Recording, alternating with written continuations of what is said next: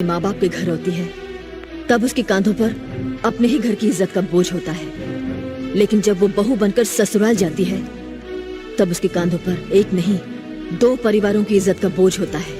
वो एक चेहरा जिसने पर्दे पर मोहब्बत को अमर बना दिया। लेकिन क्या आपने कभी उस चेहरे के पीछे छिपे अकेलेपन और दर्द को देखा है? वो रेखा जो उमराव जान बनकर अमर हो गई, मगर असल जिंदगी में न बन सकी किसी की जान।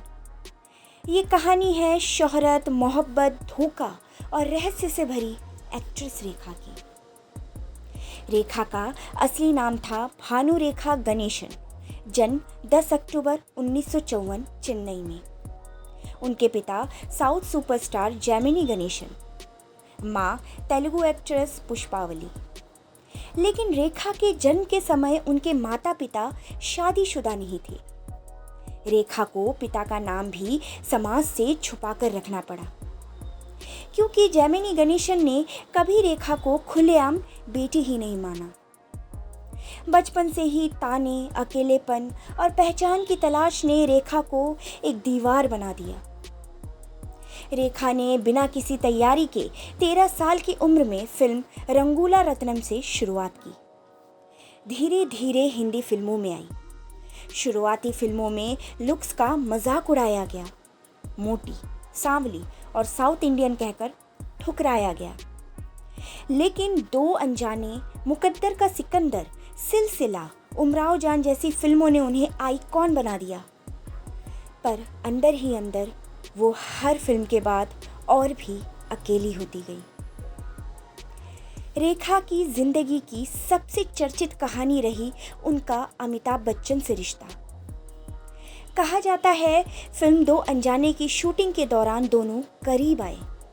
रेखा खुले तौर पर अपनी मोहब्बत का इजहार करती रही, लेकिन अमिताभ ने कुछ नहीं कहा। 1981 में फिल्म सिलसिला, जिसमें रेखा, जया और अमिताभ ने साथ काम किया, मानो उनकी असली जिंदगी का रिफ्लेक्शन थी। रेखा का सिंदूर और मंगलसूत्र पहने मीडिया में आना, अमिताभ की चुप्पी और जया का दर्द, ये सब जनता के सामने था, मगर किसी ने कुछ स्वीकार नहीं किया। रेखा की मोहब्बत अधूरी रह गई और फिर शुरू हुआ उनकी जिंदगी का सबसे रहस्यमयी दौर। 1990 में रेखा ने अचानक शादी कर ली। दिल्ली के बिजनेसमैन और इंडस्ट्री के जाने माने फिगर मुकेश अग्रवाल से। मीडिया चौंक गई, लेकिन सिर्फ 1 साल में ही रेखा की शादी टूट गई, क्योंकि मुकेश ने आत्महत्या कर ली। उन्होंने अपनी जान देने से पहले एक चिट्ठी छोड़ी, डोंट ब्लेम एनीवन। लेकिन लोगों ने रेखा को ही दोषी ठहराया।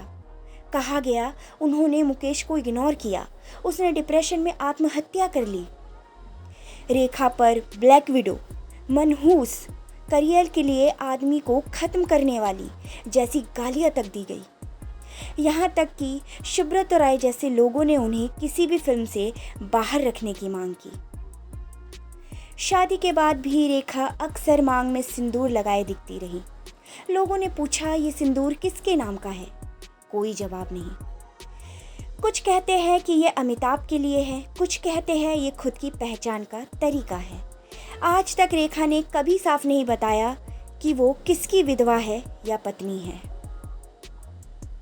रेखा की मैनेजर और खास साथी रही फरजाना, जो रेखा के साथ सालों तक उनके घर में रही। बाहर बहुत कम दिखाई दी, लेकिन अंदरूनी लोगों के अनुसार फरजाना रेखा के लिए लाइफ का एवरीथिंग थी। बॉलीवुड में विस्पर्स चलने लगे, क्या रेखा और फरजाना सिर्फ मैनेजर क्लाइंट है या कुछ और? रेखा ने कभी इन अफवाहों पर जवाब नहीं दिया, जिससे ये रहस्य और गहराता चला गया। 2000 के बाद रेखा कम फिल्मों में दिखी।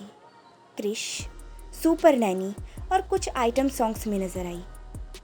वो ज़्यादा समय अवार्ड शोज़, फैशन वीक और पब्लिक अपीयरेंस में देती रही, जहां हर बार रेखा एक मिस्ट्री क्वीन की तरह नजर आई।